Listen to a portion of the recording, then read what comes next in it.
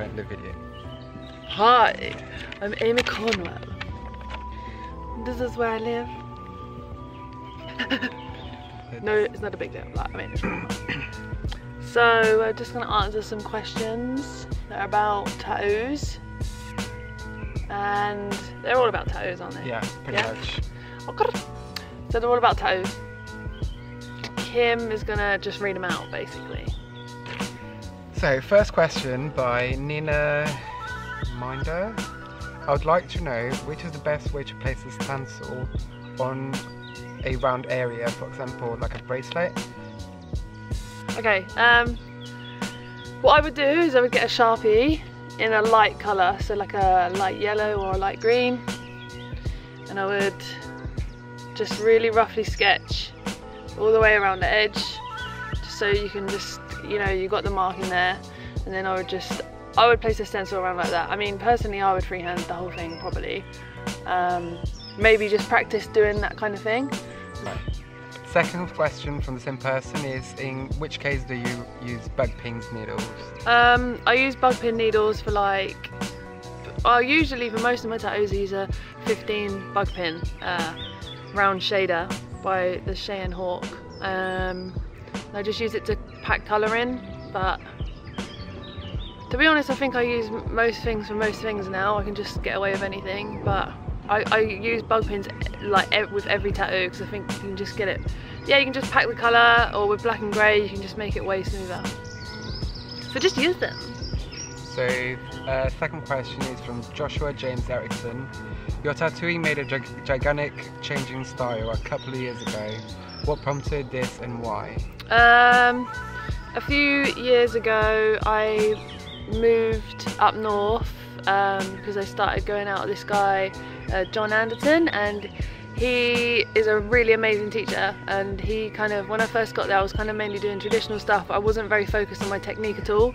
I wasn't focused on the colour, or, you know, just maybe the drawing, and also I was just doing loads of tattoos in one day, maybe up to 4 a day. He kind of was like, just do 1 a day, just take your time, slow down. So when I just started slowing down and just slowing down, just really slowing down, just taking my time rather than just trying to knock out constant tattoos all day, that was when my proper, more my, I don't know, my style, my soul came out a bit better, because I just actually took the time to make it good. And then from there I loved, I don't know, I just had an idea in my head of what do I really like the most out of art, and this kind of, any kind of neoclassical pre-Raphaelite movement. I was like, I want to kind of incorporate that into my stuff. So I started tattooing more like a painting, or how I would paint, rather than just black and colour like traditional. So, a question by Gemma Louise. What is the best kind of paper for sketching designs onto, and what grade of pencils do you use? I just use normal printing paper, you know, just printer paper like A4 to sketch onto, and I'll just use a mechanical pencil just for doing something quickly and easy. I think that's the best, to be honest. Just use anything for sketching. For how long have you been a tattoo artist, and what did you study before? Because of your knowledge in art is great. Greetings from Austria. Hello Austria! I mean, hello Kev Inked. I've been a tattooist for 7 years now. I started when I was 20, and I'm 27 now. I didn't study anything before. I just went to, you know, I think I did school, and then I did A-level art. I haven't really studied, I just practiced. It's about practicing, I think. Yeah, that's it. Next question is by Ed McLegend. Any tips for my girlfriend, Hermione, in regards to apprenticeship and portfolios? Yeah, Hermione, with her apprenticeship, I think apprenticeships are difficult, and I don't really know how much you end up learning. For me, I would only take on an apprentice if they were better than me and they had stuff to show me. So maybe that's something that you need to do. Maybe you need to have something unique or something really fucking amazing to send to tattoo studios and give them something that they don't already have. I would just get loads of your artwork and loads of your drawings together, just put them all in, yeah, nice neat space, portfolio, so it's easy to show people. You need to make sure you work on nice clean line drawings, because that's what you're going to be starting off with. Maybe just practice smaller kind of generic kind of tattoos that most people get, because that's what you're going to be doing a lot of as well. So next question is by Bram. I don't know where to start. Any tips on setting up your colour palette? Tips on setting up my colour palette. If I'm setting up a piece, you need to know stuff about colour theory. So I generally always have a colour wheel at home or in the studio. Whatever the main piece is, or the eyes, I'll do as that's the main, brightest colour, and then everything else I'll just do maybe opposite colours, so complementary colours or tertiary. Like, so if for me I'm orange, the complementary colour for me would be kind of a bluish kind of green rather than this kind of green, and then just maybe knock it down with some black or some white, depending if you want to do light or dark. And then for me, if I'm referencing real life, a photo, then I'm just always just looking at it. And when I'm just tattooing, I just mix it in because I go. Just mix it in the pots and I just look, see if it's the right colour what I'm looking at, and then just go for it. So the question is, has the process and application between painting, tattooing part of it difficult, or do you feel being able to paint has helped you with transferring art onto skin? No, because I started tattooing before I did anything else. I didn't paint before. I did my first oil painting last year. It was actually tattooing that taught me how to paint. Well, I just started painting and I was like, oh, I can do it, because I just did it the same as I would tattoo. I just would start with the black, and well, actually I didn't even start with black. I don't fucking know. But no, sorry, it's the other way around. The next one is most overrated and underrated thing in your opinion with tattooing and art. Most overrated and underrated. The most overrated thing in tattooing is obviously, I think it's just, there's all this Geordie Shore shit and people getting crap tattoos and kind of making a joke out of the whole thing, and I don't know, taking the piss. And I think it's it's like a special thing to get something on you forever. Yeah, people kind of using it to fuel their ego maybe as well.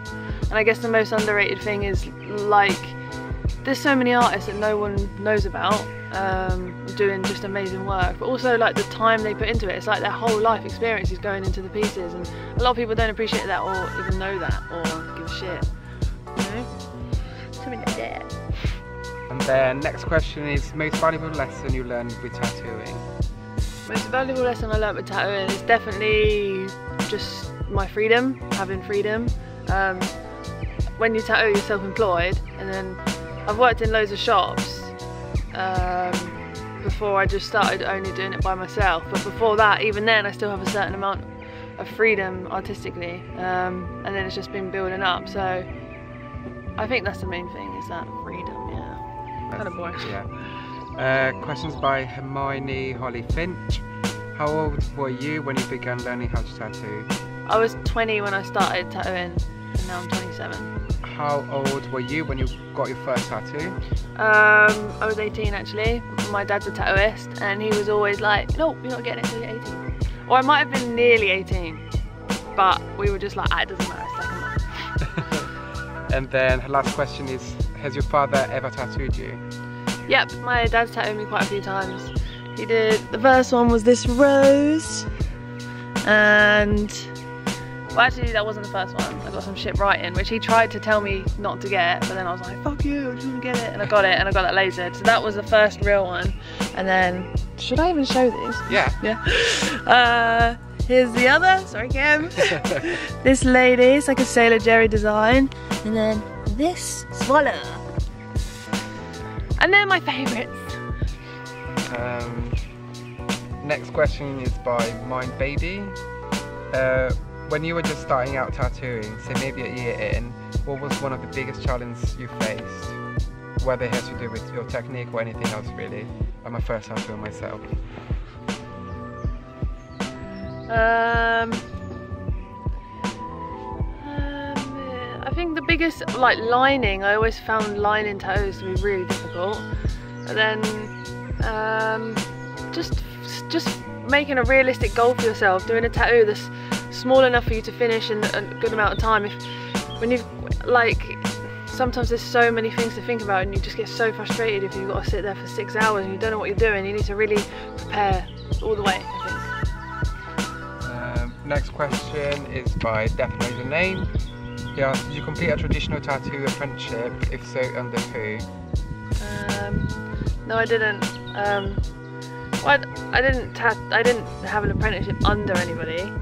I had an apprenticeship in a studio where they gave me, you know, ink and equipment, and they taught me the hygiene side of stuff. But apart from that, I just taught myself really. Next question is by White Whale Tattoo. Do you have any plans to get a spot in the USA? Not right now, but maybe, and if I do, it'll probably be California or New York. And then next question is by Memi Art. How did you get into tattooing? My dad's a tattooist, so I always wanted to tattoo, but I never really pursued it at all. I just was always just lazy. And I just had some drawings that I put on Facebook one day, and then a local tattoo studio, and a guy that I kind of knew was like, oh, do you want an apprenticeship? And they asked, yeah, that was it, and then I was like, yeah. So next question is by the same person. How did you develop your style? Just your whole life experience is developing your style, I think. I think it's about somehow channeling everything that you know onto the paper. And then the last question is by Thermal Art. How long did it take for you to, before you were comfortable enough tattooing to develop this style of tattoos you currently do? Probably about 5 years, I would say. Before that, I was kind of being like more like, because like I said earlier, I had to do so many tattoos a day. I was trying to do traditional stuff that was quick and easy, just bang, bang, bang, in and out, you know, custom it in and out. It was more about the speed than the quality or anything. So once I stopped that, actually that was about 3 years in. And then from there, as soon as I started working up north, I was just tattooing one person a day, taking things slowly, and just actually spending the time to really think about things properly. But you can do that from the start. I think it's just hard. If you work in a studio owned by other people, they expect you to do a lot. I don't think you should do that. I think the most important thing is taking your time. Namaste. So thanks for the questions. This is just some of them. I might do another one another time if anyone's got any cool questions.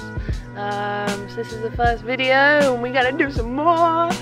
And see you later. Like, subscribe and fucking like comment. Shit. Comment. Fucking comment the shit out of it. Okay, goodbye.